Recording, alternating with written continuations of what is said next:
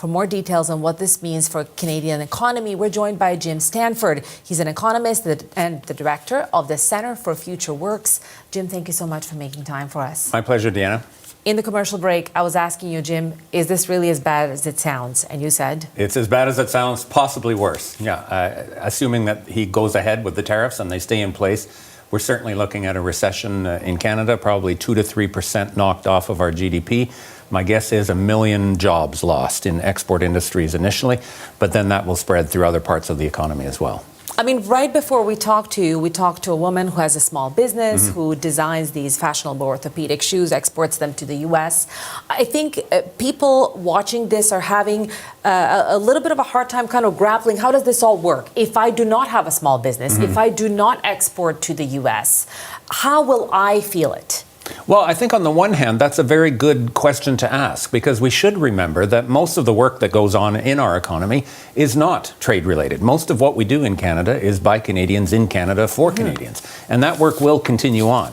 But the export industries, of course, are an important part of our foundation, and they generate some of the initial stimulus, the investment and the exports and the jobs, so that, you know, whether it's auto workers or shoe manufacturers, when they get their money, they go and spend it on coffee shops and home building, and they pay taxes that support our schools and hospitals. So the trickle-down impact through the rest of the economy will be felt, even though most of us will continue to go about our day-to-day business in the meantime.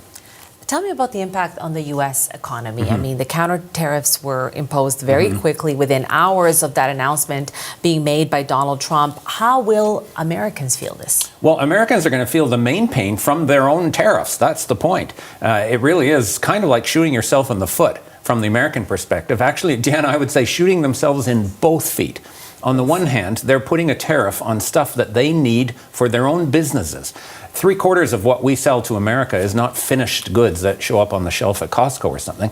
They're inputs and materials and energy and minerals and parts and machinery. Car parts, I understand. Car one of parts, the for sure. Major things that they need. That are used by American businesses. So they're hurting American businesses there. Secondly, Canada is the biggest export market for U.S. goods and services, $500 billion a year, far more than any other country, more than China, more than Europe, more than Mexico. So they're going to cripple Canada's economy, which means we're going to buy less of their stuff. So they're actually hurting themselves two ways, and that pain will be felt. But of course, they're a much bigger player than we are, and so, you know, it won't be quite the same national emergency, but there will be a lot of pain south of the border from these actions. This is what I wanted to ask you. I mean, how do you feel about the counter tariffs that we have heard about so far? We've heard different plans from different political leaders. Pierre Poilievre said that it should be dollar for dollar. We know what Justin Trudeau announced yesterday. Do you feel it's sufficient? Well, it's the right thing to do for the time being. I mean, we're in a war here, unfortunately. So unfortunately, in a war, you want to inflict as much pain on the other side as you can. So the tariffs that Mr. Trudeau announced last night, I think, are measured, and they're in 2 stages. So that gives the Americans a chance to think twice about this. I do not get the impression that that's what Mr. Trump is going to do. That isn't how he rolls. So the tariffs themselves are important, but I think we need to be looking at a whole range of other measures, non-tariff measures, to inflict some pain on the American economy and American businesses. You know, everything from patent laws to rules on foreign investment. How about the tax? We've got a digital services tax of 3% on all of those U.S. tech firms that sell everything from Netflix to Facebook to Google, etc. Let's make it 25%, like their tariff was. Okay, that would inflict some pain on those American companies and hopefully start to change the calculus that Mr. Trump is following.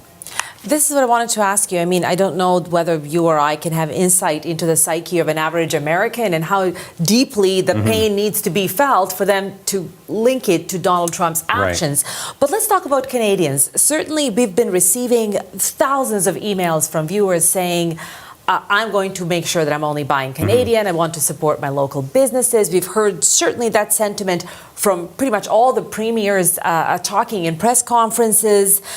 Do you think that Canadians changing their behavior to specifically make sure that you're buying local, buying Canadian food, buying Canadian fashions, or a piece of furniture made here, is that enough? It's not enough. I think it's helpful, and I think the sign of unity and anger that you've seen across the country, every region, every political party.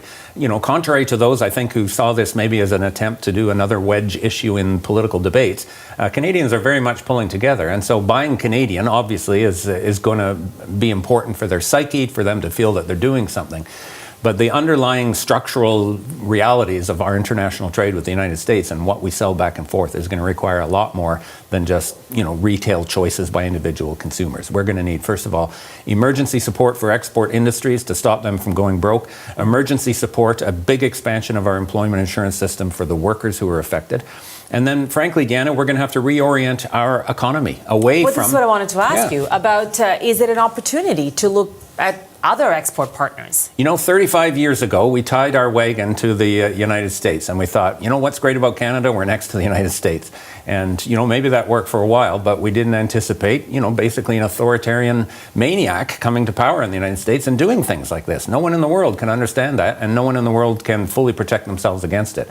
But what we can do, I think, is start to reorient the focus of our economic development away from saying, come to Canada because you can sell in the United States. Okay, that motto doesn't work anymore. Even if Mr. Trump backed off tomorrow, everybody knows that we don't have guaranteed access. And that's where we're going to have to look more at building stuff in Canada for Canadians in manufacturing, in services, in public services, in infrastructure, the whole gamut. Quickly, while we still have you, Jim, what can businesses do beyond governmental help to prepare themselves for what's going to be a rough road ahead? Well, they're panicking and moving quickly right now, obviously, to both develop other markets where they can sell their goods, export markets or domestic markets, and then also to identify other supply chains where they can get stuff that would normally come from the United States and now might be affected by the Canadian counter tariffs. So that's going to be a very, very difficult task, and this is where they are going to need, I think, government assistance in a big way. Jim, thank you so much for your time and your expertise. Really appreciate it. My pleasure. Thank you. Jim Stanford is an economist and the director of the Center for Future Works.